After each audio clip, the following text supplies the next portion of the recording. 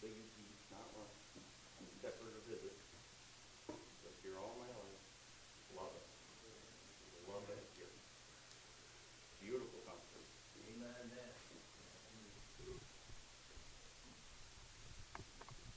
My earliest memories are not my fondest. My parents had a lot of issues with each other. My father used to be a drinker, very abusive.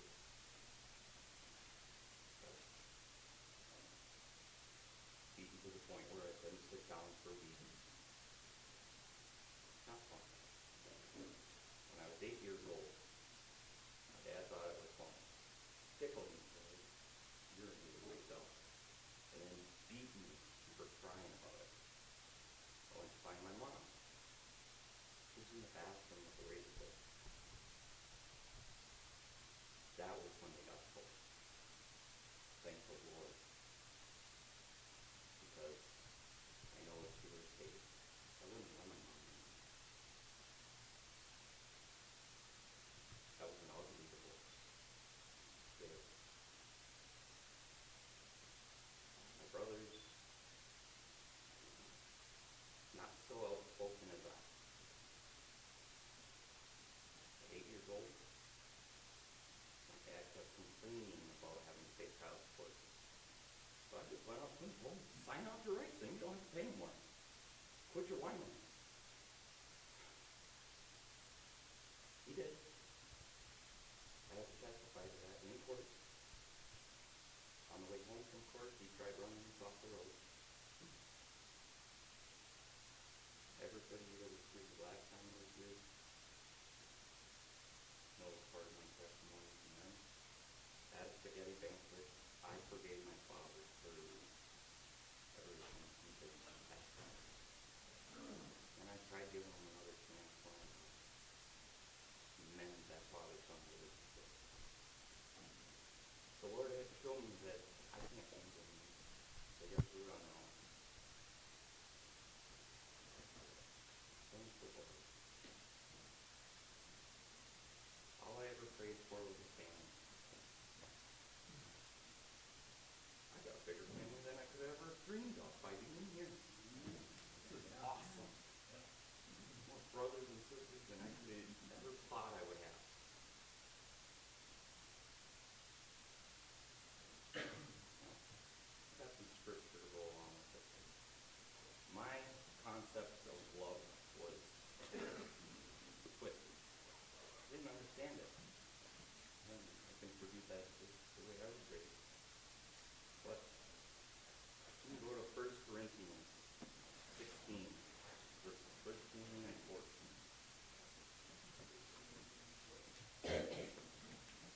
16, verses 13 and 14.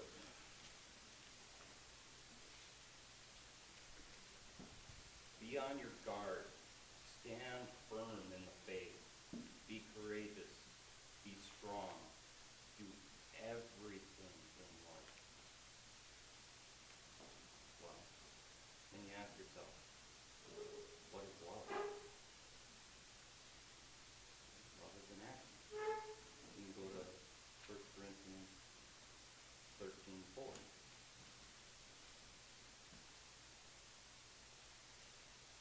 And it's 4 through 7. Love is patient. Love is kind. Does not envy. It does not boast. It is not proud. It does not dishonor others. It is not self-seeking. It is not easily angered. It keeps no record of wrong. Love does not delight in evil, but rejoices in the truth.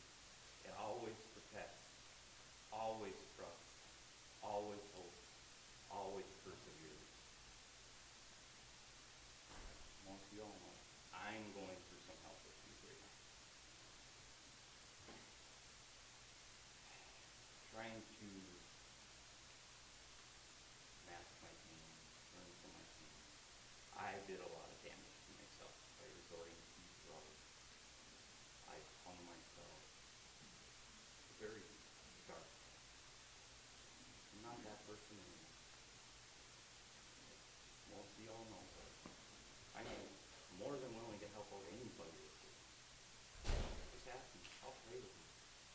not a problem. I want to show the Lord Jesus to everyone around me. Because that's the only way. Love never fails. That's what the Word says. And this is the truth we have to stand on. I'm learning that myself. And I'm trying to be that light in the darkness because our world is dark. It really is.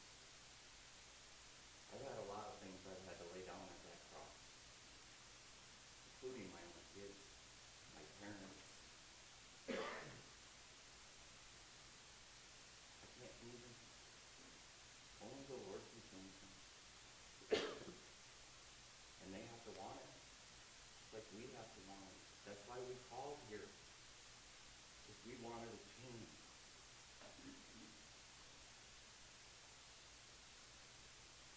And every one of us did. Otherwise we wouldn't pick up that phone and dial the number.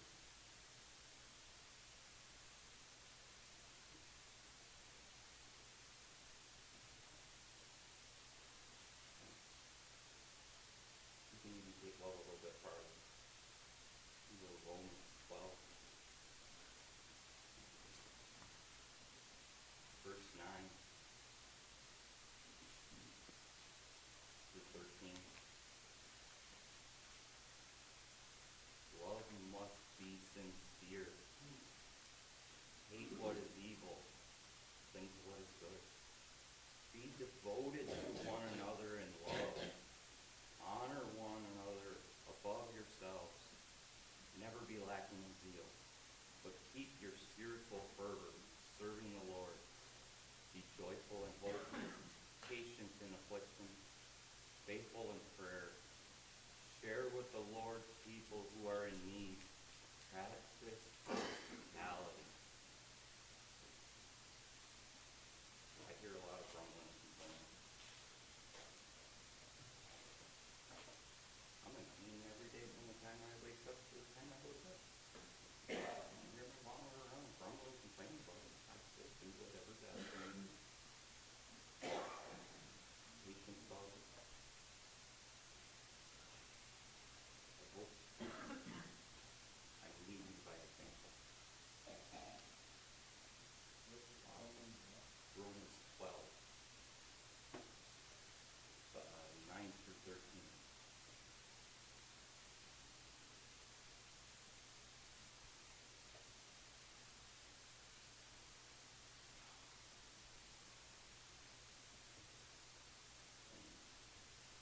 Everybody knows me, I run around fixing almost everything I can.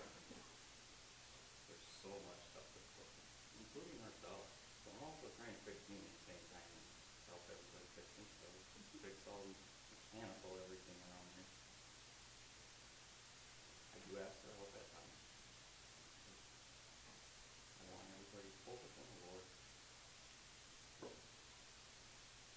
He'll do it through you.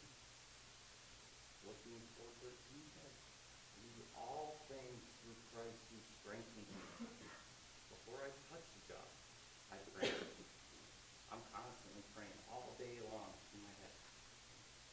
Talking to the Lord, how do I do this? How do I go about this? Before I even touch it, what's really wrong with it, Lord? You know. You see all.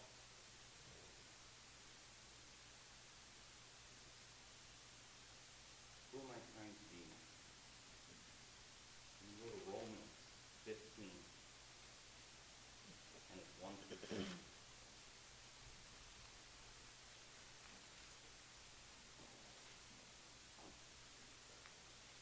We who are strong ought to bear the failings of the weak, not to please ourselves. Each of us should please our neighbors for their good, to build them up. For even Christ did not please himself, but as it is written, the insults of those who insult you have fallen on you. He gave his life on that cross to save every one of us. He knew every one of us before we were conceived. to be here. Thank the Lord that he gave us the breath of life. Why, for one, I have devoted my life to the Lord. I don't seek to please myself anymore. Not worth it. And you can go to 1 Thessalonians 5. I think verses 12 through 18.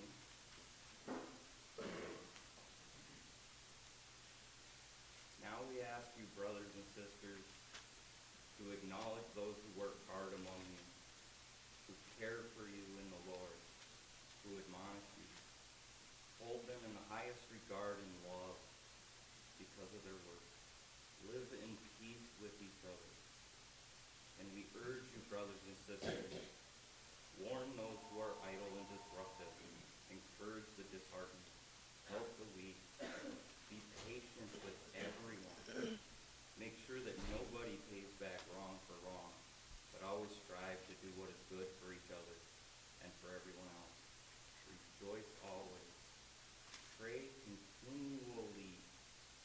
Give thanks in all circumstances, for this is God's will for you in Christ Jesus. They said, all day long, I'm praying, and I pray more. It seems like I'm quiet. It's because I'm praying. I'm talking to God in my own head all the time. That's why I refer to him as my best friend. He's always there to listen. He never turns his back on me. He says he will never leave us, never forsake us. All your worries, hang on the cross. Quit picking them back up.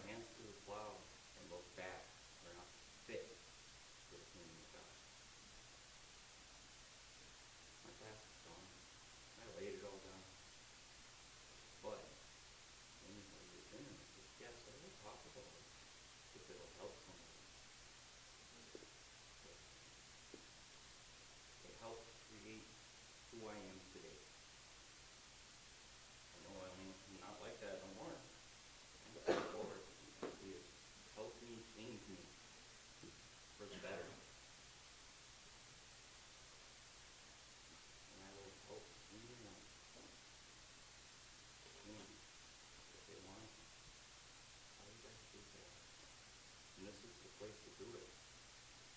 It really is. We are secluded from the world. God's got his hand on the place. Me being a repeater, I didn't totally get it last time. I had to leave to learn some of my own lessons that I couldn't learn here. And the Lord told me to come back. If you be still and listen, he will speak to you. In the middle of the night, the Lord woke me up. I normally wake up a couple times a night anyway, but this time,